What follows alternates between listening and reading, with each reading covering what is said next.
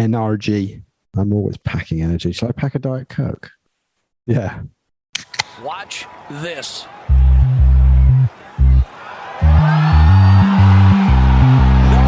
way!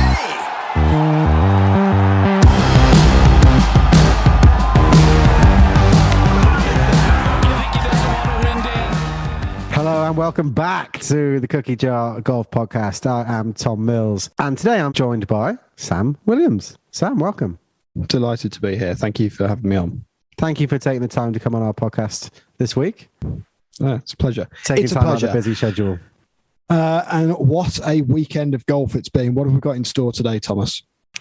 Well, I think to top and tail it, we're going to be talking about the Solheim Cup and the FedEx and what event it was or non-event it was, and then touch on the European Tour as well as they finish their penultimate event before they start to solidify their picks for the Ryder Cup. So there was lots going on. There's lots of golf. Yeah, all sort of around Ryder Cup and match and play. Raducanu getting into quarterfinals of the US Open tennis. I mean, it's all going on, isn't it? We're not going to be talking about that, so okay. Don't even go there. Let's talk about the only thing that really mattered. World Championships.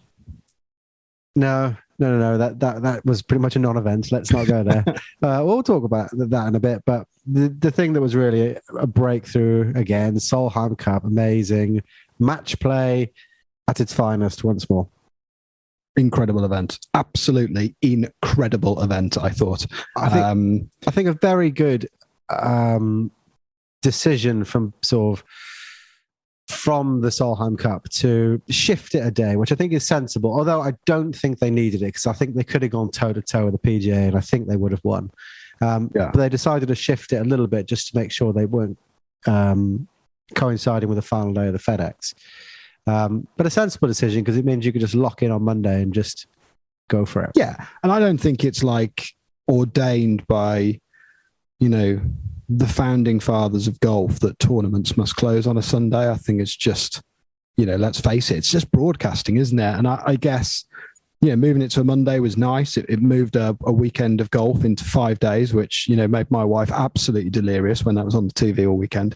But yeah, I mean, could it have gone toe to toe with the PGA? Absolutely, and it would have got better ratings, I'm sure. But it was quite nice having that on the Monday, so you could just kind of double down and focus on it. But I just couldn't tear myself away from it. I thought it was awesome. I thought the venue was quality. I thought you could tell, despite it being massively one-sided, there was a great vibe there, great atmosphere, and it's just a thing that crops up on the pod, isn't it? I think over and over is.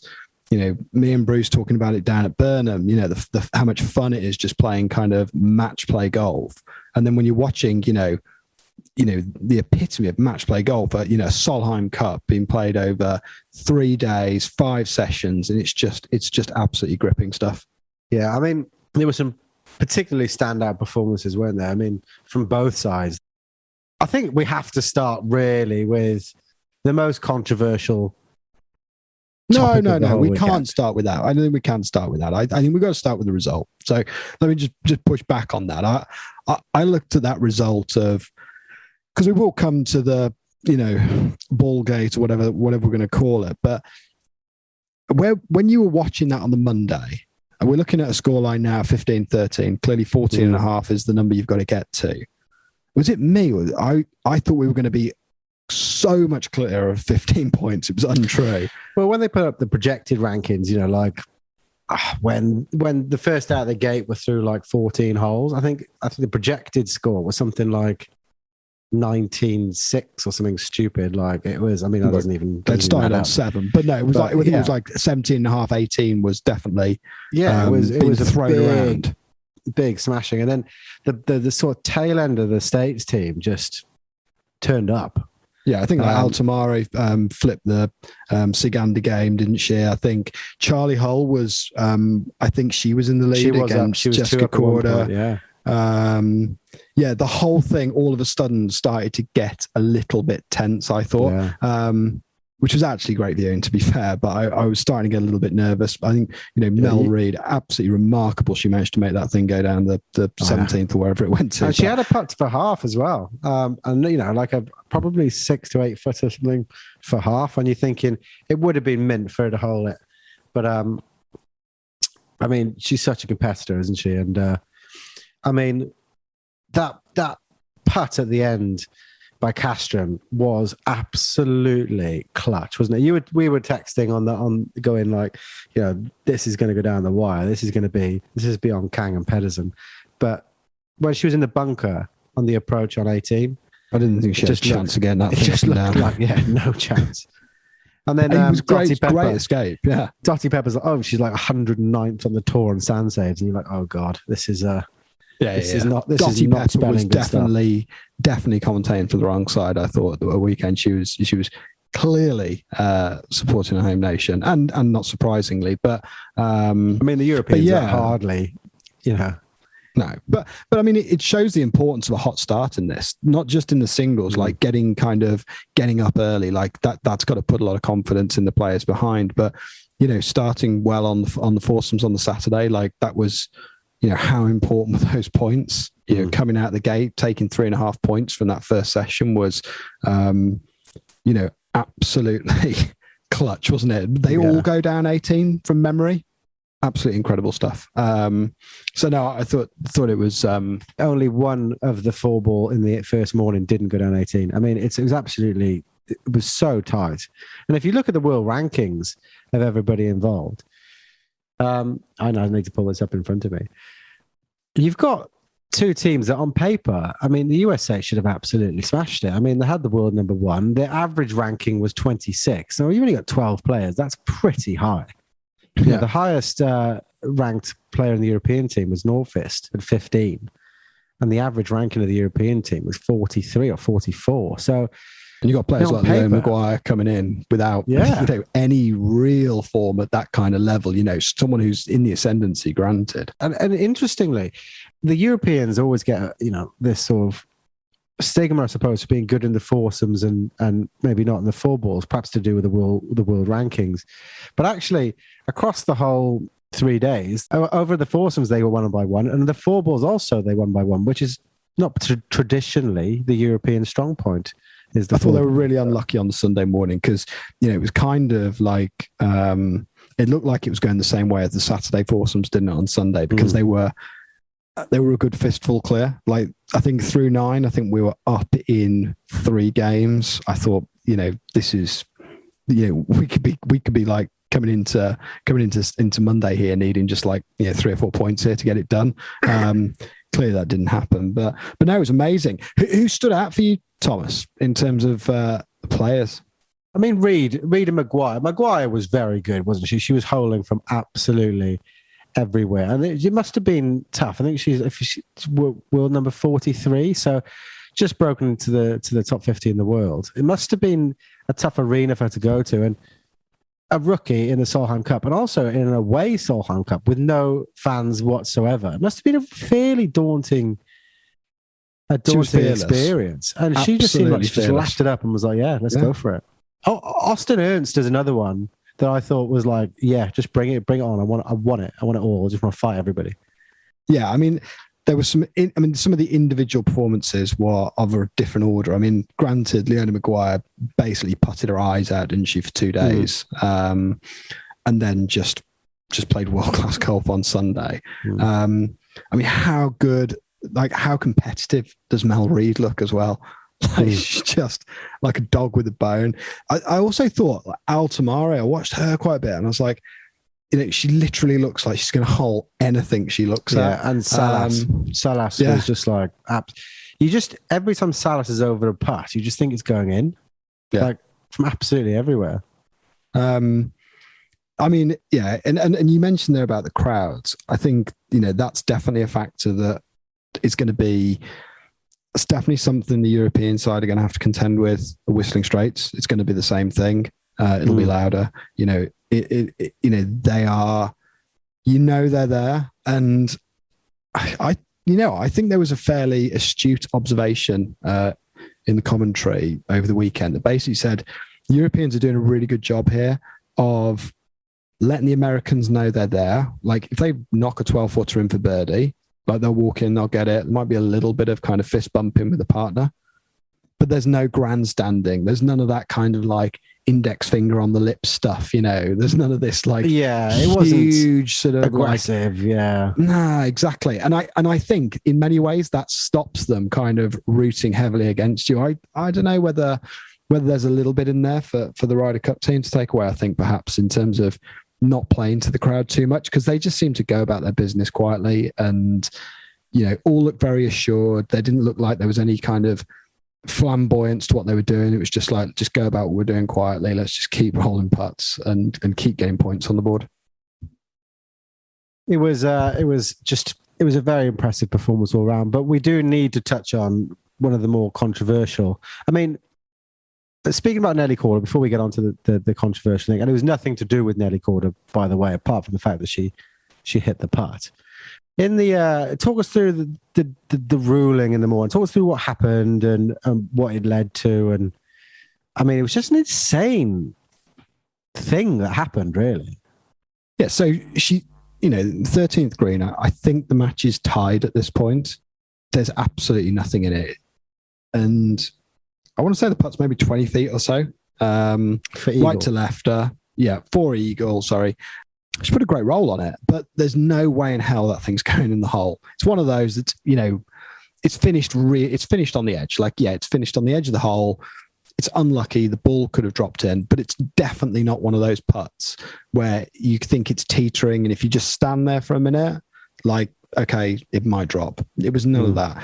And then what I thought was absolutely incredible, I think there's, on balance, I think maybe everyone's partly culpable here, I think, to an extent. So Sagström walks over, grabs the ball, chucks it back. I would say swiftly. I wouldn't say like she rushed at it, but she went and got the ball, she gave it back. They come off the green. And this sort of what is she like? Sort of about 4'8". This woman comes over, one of the rules officials, and just kind of starts waving her arms around and says, the ball's over the edge of the hole. You waited 7 seconds. You should have waited 10 seconds. So we're awarding the Team USA a 3. They're 1 up. And then she turns to walk away, kind of expecting Sagström just to go, okay, thanks for letting me know. Right, come on, guys, 1 down. And I was like, this is the most outrageous thing I've ever seen. And yeah, clearly there's a bit of kind of protest going on. There's a bit of people unsure. I think it's fair to say that it put a dampener on that session from then on in. It was pretty tough seeing Sagström in tears, being interviewed afterwards. But I don't buy this. I'm pretty sure that Nelly Korda could have intervened at that point. First of all, in match play, perhaps this is because I don't know the rules, but I'm pretty sure I always understood it was a player on player thing.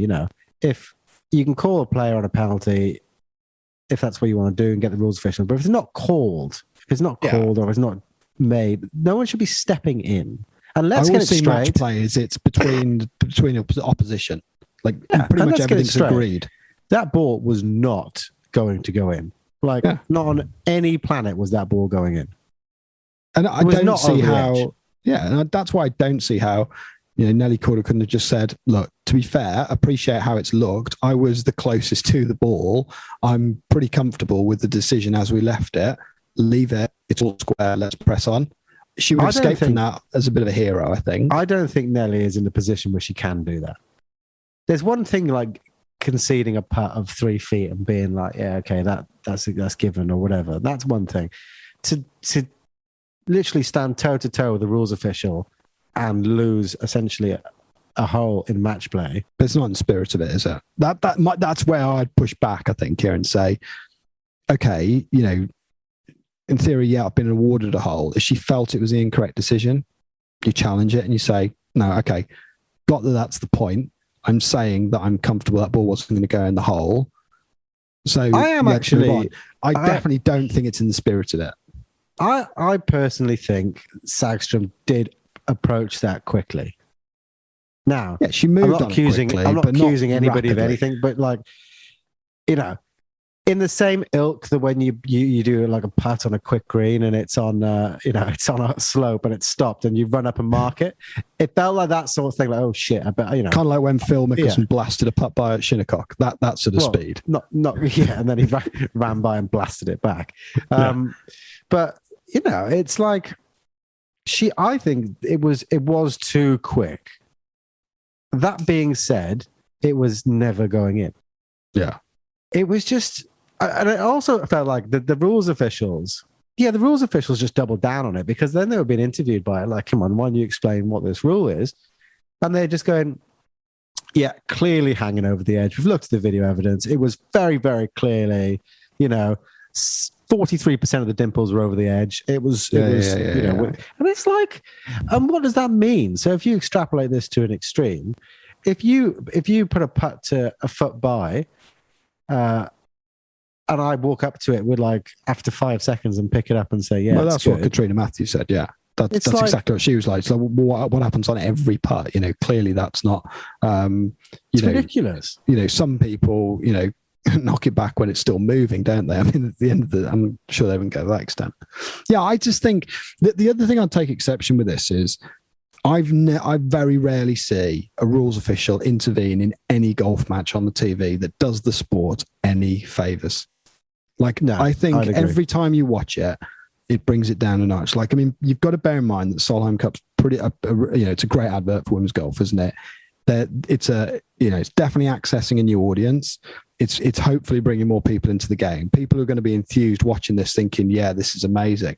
And then there's this random rule about 7 seconds when a ball's not moving. It's like, put that into context. So I have to wait 10 seconds to touch an object that's not moved for 10 seconds. It's like, just get your head around that outside of a golfing world. I think it's bizarre. I look, and I'll admit, probably moved on the ball a bit quick, but for me, that's a decision between the players.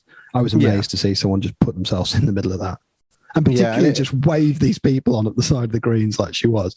It is a brilliant little exchange.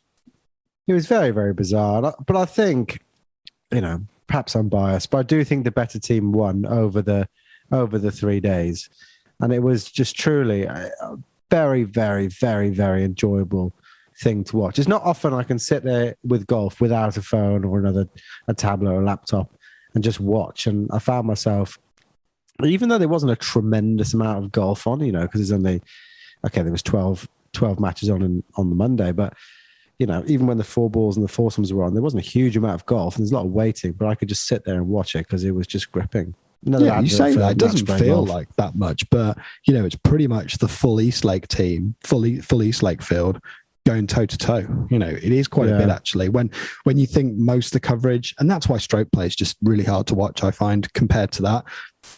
Any form of match play golf is significantly more entertaining. Than 72 I'd stroke probably push play. back on that though, because I enjoy watching this because there's a dynamic there that I'm not used to, which is players playing for each other. When I watch a match play in the WGCs, I'm seeing pros sort of going at it. Challenge accepted. Challenge accepted. Like, yeah. No. But when they are doing something which is, not for themselves, there is just suddenly a huge amount more interest for me. Watching players play 72-hole stroke play for money, I'm just losing interest. The FedEx, not interested. It just seemed like it was, as you say, an exercise in spending money. Exercise in handing out cash. One more quick take on Solheim as well before we move on. Inverness looked cool, really cool. It looked funky, didn't it? Yeah, I really like this first and 10th tee scenario. I don't know why. I had a massive penchant for that. I don't know why. I just thought it was cool. I thought it was great. Yeah. Circling back round to the same teeing ground and then playing off to the different sides. I thought there were some great golf holes there. I think Bubba Watson might have been kind of getting carried away. We were saying this is good enough to hold a US Open. And, I think if they put a bit of distance on there, I think there's talk of it. I always think it's amazing when, obviously, the course of Donald Ross. So that becomes the soundbite for any course commentaries. Like someone's drawn a diagram and said, if we're talking about anything to do with this course, it's got to be attributed back to Donald Ross. I'm pretty sure this does not bear a massive resemblance to what Donald Ross laid out. Granted, the green sites, maybe some of the hole routings in the bunkering.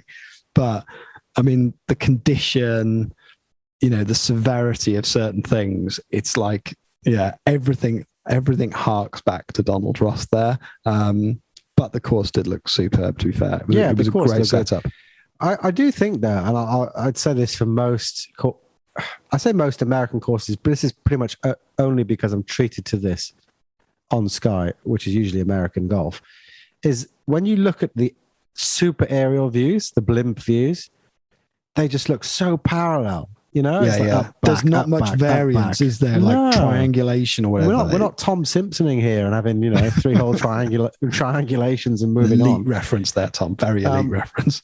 But it does seem like certainly it did look like a cool course, and it looked really interesting, and they had some pinch points in the fairways that were at the right distances and really challenging the players, and people were stepping up and just slotting driver into a 10-yard fairway, and it was just really good. It was very strategic, but from above it just looked I think a lot of them look that. I mean, East Lake looked rubbish from the air as well.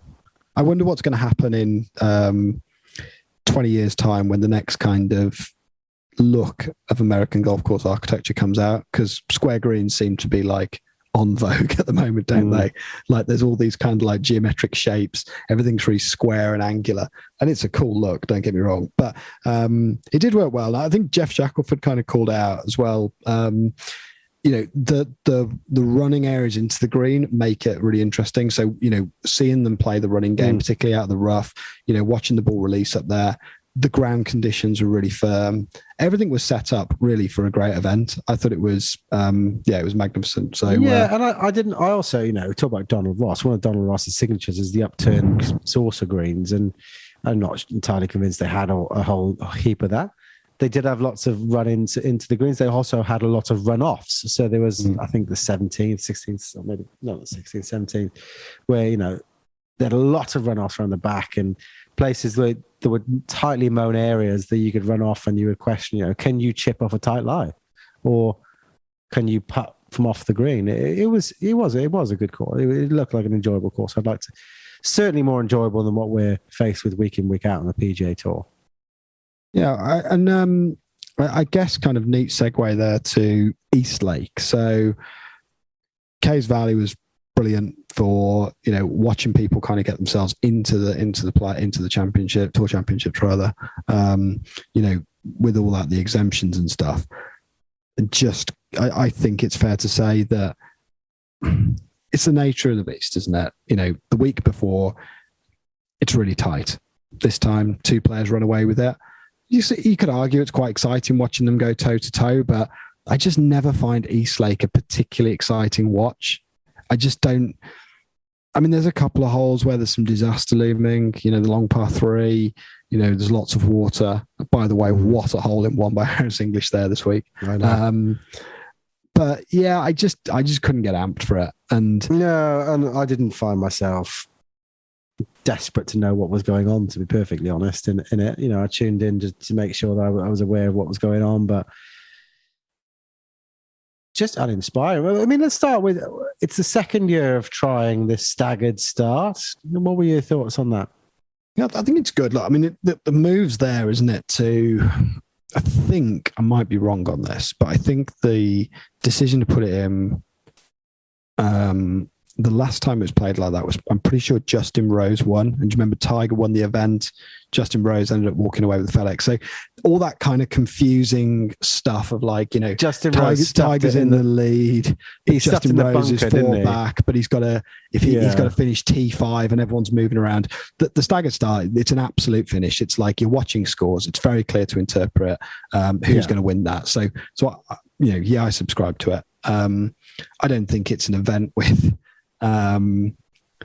enormous amount of prestige. It really is just one huge paycheck for the guys.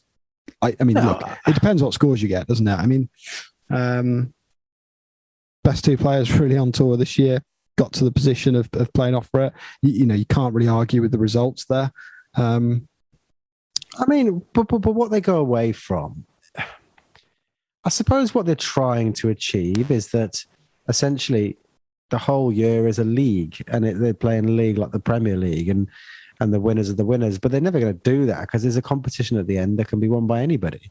Yeah. And also, I mean, when it comes to 30 blokes who are insanely rich, playing for money they don't need, and 25 of them can't win, it's like, it's just... I mean, some of them can give it a boring. run, can't they? Like Billy Horschel, I think, was giving it a good fist for a while. But if you start, I mean, all these players are world class. If you start from 5 shots back, you need to have essentially, the guy who's leading needs to have a shocker, and you've got to have 4 of the best rounds of your life on the balance, because they're all good enough. You can't give these guys a standing start. No, I mean, you're right there. I'm sure they've done the numbers on this to try and work out, representing value for being in the lead going into it, but equally keeping it interesting so it's not a complete victory lap. What I will say is Patrick Cantlay, absolute nails. I mean, I don't know if you caught any of his kind of post third round interview where they were sort of saying, like, how does it feel you're sleeping on the lead at the FedEx here? You kind of, is it in your mind what you're going into tomorrow, kind of what's on the line and stuff? And, he just basically said, look, I go into a trance, I don't come out of it. And, while I'm on the golf course, I'm just totally dialed on that. And you could see it. I mean, when he's one shot clear, he's got, I think, 212 into the 18th and just flags this, 6 iron from it looks like a tricky shot as well, because they always seem to have a little downhill lie. Yeah. Long irons off the downhill lie are not my friend. That water would look huge to me in that case. But yeah, just absolute nails. Like they just don't make mistakes. No, he's very, very good. And fair play to me. He has played the best golf of the playoffs without a shadow of a doubt. He has been the best golfer. But I mean, for me, it was congratulations, but special shout to Joaquin Neiman, though, who went out. Yeah, tell me about this, because I think you told me by WhatsApp. So I don't know the records, but he went out and played the final round in kind of one of those sprint finishes. Do you remember Sebastian Soderberg did one, I think? Well, Kevin Na did one the other day, which is ironic because it's Kevin Na. Just running everything in. Went out and played. I think he did it in 1 hour 58. His paycheck for that event is $405,000. I know. It's incredible. There's some number, isn't it, just to sprint round on your own. So yeah, kind of special shout out for that. I thought there wasn't a huge amount else really to talk about from Eastlake. I'd be really interested to see what go on then. Well, I'm going to propose a question to you about format in a moment. But first of all, I was watching the coverage, and it's like Sky Sports, and you're watching Rob Lee doing Rob Lee things. And he's standing there with Victor Hovland. Well, he's just standing there with Victor Hovland, and obviously the pretense, like Victor's got like a club in his hand and they're in the shots center or wherever they are. And he's, the pretense is you're going to hit some balls and stuff. And Rob Lee's going, what would it like to win that 15 million, eh? What'd you do with that money? It's a lot of money, isn't it? And like Hovland's like a bit cagey. Well, I don't really know. Well, come on, you must have something. What would you buy with 15 million? And he's like, I just live in Ohio. I've got a good life. I don't really need anything. I mean, the dude's won like $6 million this year. He's not like he's struggling. He doesn't want for much, does he? It's not like he's going to clear the mortgage with this. Rob Lee just doesn't quite get it. I don't know what it is, but he just doesn't get it. It was so strange, and it's like, I don't know whether it was a joke that perhaps I just didn't get, but it was like it looked like Victor didn't get it either, and it's like these guys. I mean, 15 million would help anybody. Don't get me wrong. I mean, no one's going to say no to 15 million, but it's for them. It's the reality is it's not life changing.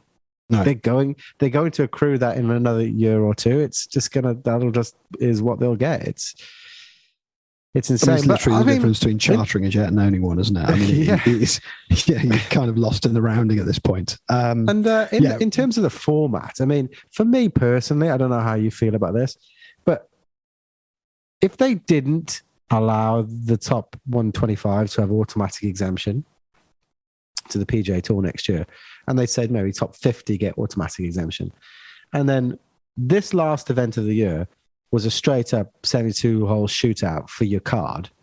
For me, with 150 players consistent of the Corn Ferry Tour, or maybe some Europeans, and the bottom 50 to 125 of the PGA Tour. And I'm watching these guys play for something that's not money. You know, it's something that's their livelihoods. For me, that would be so much better viewing than... I think that, so that definitely exists, but you don't watch it, I would say. So Challenge Tour playoffs, do you watch it? Mallorca usually, I think. Do I have the option to watch it? Yes. On? No, I don't think Sky do a great job of promoting it. It's usually a bit of a damp squib. I accept that pushback. I know what you mean. I accept that pushback, but I'm heavily invested in the PGA Tour players for the entirety of the year. The people I know, the people I watch every week in, week out. Yeah, but Hovland's not losing his card, is he? No, I'm not saying he is, but maybe someone who came just outside the top 50 this year in the PGA. I'd have to look it up. But the people that I watch week in, week out, and to see those players fight for their card, for me, would be more interesting than watching a shootout between Cantlay and John Rahm. See, I've got a good one for you here. Taylor Montgomery, Corn Ferry Tour player, qualified for the US Open, chose to play the US Open, went on, actually made the cut in the US Open, didn't play Corn Ferry Tour that weekend, ended up missing, came 126th, missed PGA Tour card by one position. And because they don't count towards the Corn Ferry points, do they? No. I mean, that's chronic. So I think I suspect that if we were in the States, you would see a little bit more around the Corn Ferry Tour stuff, and people getting the PGA Tour card. I saw Lucas Herbert picked up his card, some good news stories there, but it did kind of wash a little under the radar, didn't it, this weekend? But I suppose my point is that I'm just a tiny bit disenfranchised with people, for what the FedEx was offering. For me, not so much. I'd rather see them play for something more, and what's more than money is the the ability to make a living or team play, something team play.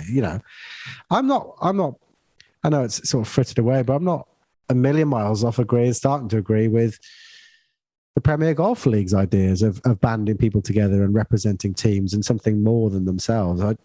I just don't feel like I'm engaging with the 72-hole stroke play like I once did. I feel golf's, it's good as an individual sport most of the time.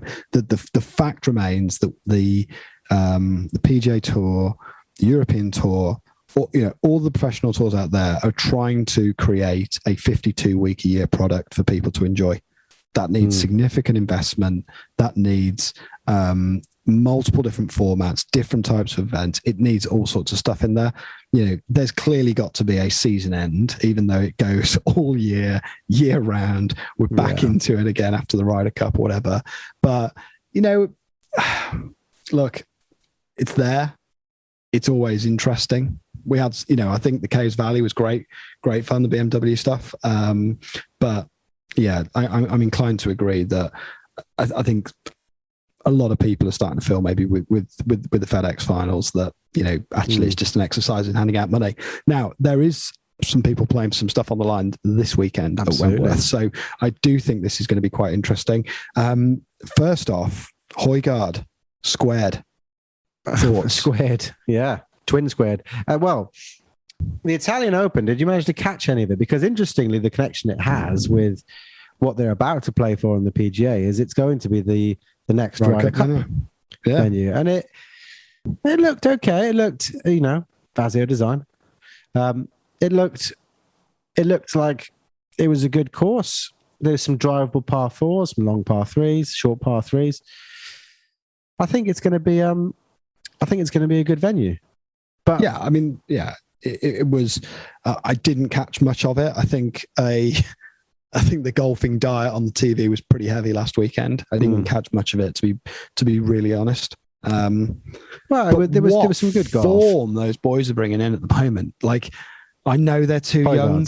I know they're too young, but you look at performances from people like Leona Maguire as a rookie in the Solheim Cup, and you just think, just take a gamble on it. But it does feel wild to bring Rasmus Højgaard into it, doesn't it? It would be Rasmus, his bro might struggle. Yeah, his bro would struggle for it unless you went with a double pairing. But I think you're wide open if you're Harrington. I was going when we are planning a Ryder Cup podcast, and I've started to sort of compile what my picks would be. Rasmus was going to be, after he won last week, was going to be my sort of wild pick in there. He still had a good week, but yeah, I think he should be in it. I think a win at Wentworth from anyone from Team Europe in that kind of 50 to 100 spot in the world would definitely be. It's still, I think so. It's still so tight up there about who's. I mean, Fleetwood's had a good tied second, so he's had a good run out there. But it's well, Fleetwood's going to be tight. Fleetwood is, but it's good. It's good to see him bringing. I suppose what I meant was it's good to see him bringing form into it. Yeah, definitely. Because you've got Garcia. He's not the best form in the world, is he? But we threw it open, didn't we? I mean, bit of poll, always trying to sort of see what people's heads is at, and pretty much everyone put Garcia, Poulter, Rose. I just thought that is just so safe. That just feels so safe. Yeah, like I just can't see that. Garcia looks like he's played his way in. To be fair, without question. Yeah, Garcia looks like he has, but it's going to be interesting to see who plays well this week. I mean, you've got people on the bubble like Bob Mack and Victor Perez and Wiesberger, so it'll be interesting to see. This is it. They've just got to do it now. And after the Solheim Cup, I mean, I'm sure they'll be absolutely pumped to be involved. I mean, like, not like they weren't going to be already, but they're going to be absolutely amped to go out there, and hopefully they'll make the BMW PGA a better event. Early Christmas present, Richard Bland winning at Wentworth, making it extremely difficult for Harrington then. How could you not put him in the Ryder Cup squad at that point? Led the US Open, 36-hole leader, won twice on the European Tour this year, demonstrating form. That I just think that would be the ultimate. But yeah, we'll have to see how that plays out. Any other topical news, Thomas? I suppose the only thing we haven't talked about that we possibly could is Patrick Reed and his sort of amnesia. Oh right, okay. So I haven't followed this in detail. I've seen a few postmortems on it. It's just like, fill me in. He had his bilateral pneumonia, and he's obviously back for that for the FedEx. And then sort of in one news outlet, he reportedly said, "Yeah, had COVID, was close to dying." Okay. Did you get tested? Well, no, I didn't get tested, but they tested me on the way out of hospital. And you're like, okay, so you were in there with breathing problems in the midst of a pandemic, and no one tested you for COVID. No one tested me for COVID. I didn't have COVID, actually. Now I think about it, I didn't have COVID. No, it wasn't COVID. No. It's just so bizarre. I mean, it's almost like he's thinking about the player impact program, and he's thinking, well, I haven't really got anything to say. So if I just sort of make up a whirlwind of lies, that perhaps they'll talk about me, and I might have some PIP money at the end of the year. But he's an incredible person, incredible. But he'll individual. be in the right. He's played his way he looks right. like he's back, doesn't he? Get a bit of game time under his belt between now and then, and there was doubts whether he'd be healthy enough, but. I think everyone had written debated, him off. So I mean, including us last week, saying Patrick Reed, don't think he's going to be inside. Bilateral pneumonia, COVID, not counting Hell's chance, and he's there at Eastlake. Played okay, I mean, he's obviously the Americans have got 6 picks. He's 11th or on that list of what they could pick. So if they just went top 12, he would be in. Whether they'll pick him, I think he's making it very difficult for himself to be picked. Patrick Reed, yeah, but just by acting like such a maniac. I wouldn't. I don't think they'll get in the way of a pick from Captain Stricker. But yeah, I mean. Exciting week, just gone. Looking forward to the BMW. Cannot wait to see the final picks of the Ryder Cup. I'm getting seriously amped for that now. It's a couple of weeks away, and yeah, got a September's a busy month for the old golfing calendar. So looking forward to getting out there a bit. Absolutely. Hopefully the weather will keep up and we can play a bit of golf, watch a bit of golf. And I mean, Lord knows we don't really play enough golf, do we, Sam? No, I mean, we've taken, I think, just on that, in terms of the films and stuff, obviously the end of the old Tom Morris series, taking a little break from filming, but we will be back releasing films in the not too distant future. So keep the eyes and ears peeled. And until then, thank you for listening. Adios. Watch this.